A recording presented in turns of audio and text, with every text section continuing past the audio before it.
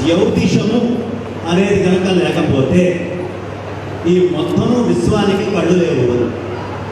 గుడ్డి ప్రపంచంలో బతుకుతాడు. జ్యోతిష్యము లేనటువంటి వాడు కేవలము అంధకారమయమైనటువంటి ఆ అంధకారమయ కూపములో జీవించేవాడి పరిస్థితి ఏదో, ఎక్కడో బావి లోపల లోతుల్లో ఉండే కప్ప పరిస్థితి దానికైనా కొంచెం జ్యోతిష్యం అనేది ఉంటుందేమో. అంతకంటే దారుణంగా సముద్రంలో అగాధంలో మనకి వెళ్ళేటటువంటి జీవం ఏదో అలాంటి జీవి పరిస్థితి. జ్యోతిషము అనేటటువంటిది కన్ను లాంటిది. ఈ జ్యోతిషం గురించి ఈ మధ్యకాలంలో ప్రతివాడు చులకనగా మాట్లాడేవాడు. ఇక ఉగాది వచ్చింది అంటే ఊరుకుంటూ వస్తారు కొంతమంది హేతువాదులు.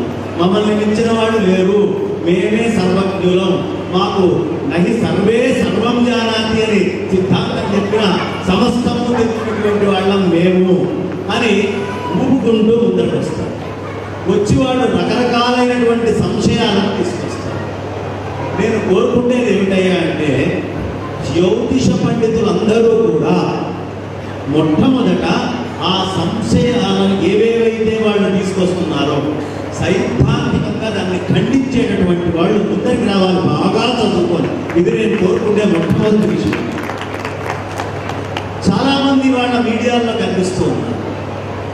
రకరకాలైనటువంటి జ్యోతిష విభాగాలను చెప్పి దాని మీద గౌరవం తగ్గేట్టుగా వాళ్ళ ప్రవర్తనలో కొంతమంది ప్రవర్తనల వల్ల మొత్తము శాస్త్రానికి ఇబ్బంది వస్తుంది, శాస్త్రానికే ఇబ్బంది వస్తుంది.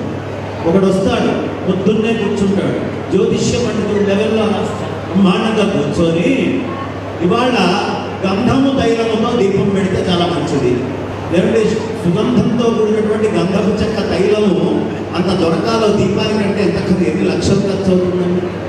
మీరు తేలిగ్గా దొరుకుతుందా? ఇక వెంటనే పూజా సామాన్ల వాడు సిద్ధంగా ఏదో ఒక 4 నూనెలు కలిపి అందులో శాండల్వుడ్ సెంట్ కలిపి ఇదిగో మీకోసమే ప్రత్యేకంగా అని వీళ్ళు తయారు చేసి పెడుతున్నారు. కాలము ఇంత దారుణంగా ఉంది ఉన్నప్పుడు ఇక్కడ నుంచి జరిగేటటువంటి పొరపాట్లని వేలెత్తి చూపించడానికి చాలామంది సమాజంలో సంసిద్ధంగా ఉన్నారు.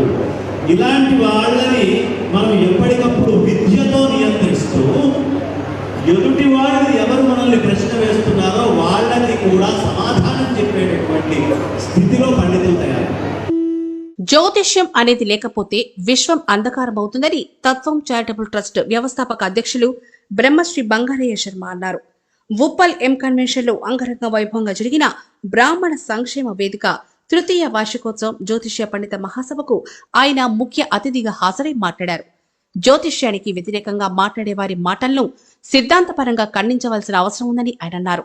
అలాంటి మూర్ఖుల మాటలను ఖండించకపోతే వారు చెప్పిన మాటలే రూఢి అవుతాయని నిరూపించుకుంటారని, అందుకోసం జ్యోతిష్యులు అంతా ప్రణాళికాబద్ధంగా అద్భుతమైన క్రియాశీలతో వారి మాటలను ఖండించవలసిన అవసరం ఉందని అన్నారు. సామాజిక మాధ్యమాల్లో తన వీడియోలను జ్యోతిష్య పండితులు చూడకపోవచ్చు, కానీ కమ్యూనిస్టులు మాత్రం తప్పకుండా చూస్తారని, అందుకు కామెంట్లు కూడా పెడతారని ఎద్దేవా చేశారు. జ్యోతిష్య పండితులు వాస్తవంలో బతుకుతున్నారని, 10 లక్షల కోట్ల ఆస్తిని సమకూర్చుతున్న జ్యోతిష్యం తప్పు అంటే తప్పు అన్న వారి నోరు మూయించవలసిన అవసరం ఉందని అన్నారు. సైన్స్ ఎంత నిజమో జ్యోతిష్యం అంత నిజమని అన్నారు. ఎంతో మంది నిష్ణాతులైన జ్యోతిష్య పండితులు వేదిక మీద కూర్చున్నారని, వేదిక మీద ఉన్న తాము గొప్పవారమే కాదని, కోటి రూపాయలు పెట్టి కొనుక్కున్న కారు నడిపే డ్రైవర్ ముందే కూర్చుంటాడని, అదేవిధంగా జ్యోతిష్య పండితులంతా వేదిక ముందు కూర్చున్నారని కితాబిచ్చారు.